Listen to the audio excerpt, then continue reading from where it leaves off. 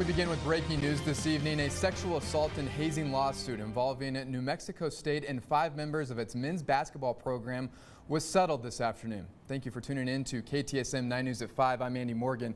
Now, former head coach Greg Heyer was fired after the allegations surfaced, and none of the coaches or players that were with him during his one season at NMSU are still with the program. KTSM 9 sports director Colin Deaver has been following this story extensively for us over the past 6 months. And Colin, I guess what went into today's settlement and then I guess the subsequent case dismissal?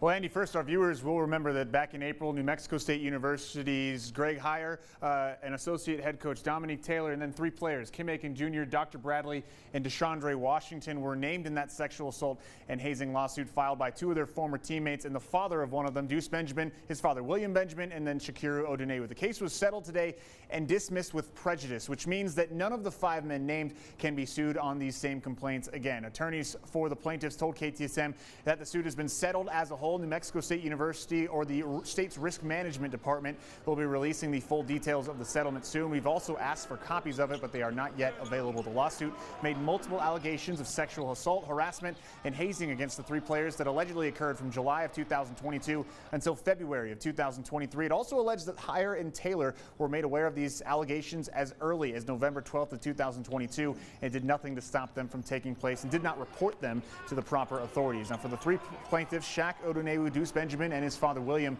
this settlement today will allow them to move forward. It's hard on my clients. It's hard on them because they can't put the matter behind them as easily. It stays right out in the forefront, and it can become, in essence, a second victimization. So if you're able to get a fair and a just result without going to trial and able to let your clients then move on and heal, that's the best bet, and that's what we did. We've reached out to Greg Heyer and Dominique Taylor, but have yet to hear back. DeShondre Washington and Dr. Bradley have commented on social media. Washington said, quote, "I never was that type of person ever," end quote. Bradley saying, quote, "The truth always comes to light," end quote. Now, attorney for Heyer did provide a statement to KTSM saying, quote, "Coach Heyer's version of events was never publicly discussed because he was never interviewed by his former employer, NMSU, or by the attorneys for the plaintiffs. There was no investigation by any agency or group which provided Coach Heyer with the ability to respond to any allegations, all of which he denies. Coach Heyer is pleased to have this chapter behind him and looks forward to returning to coaching," end quote.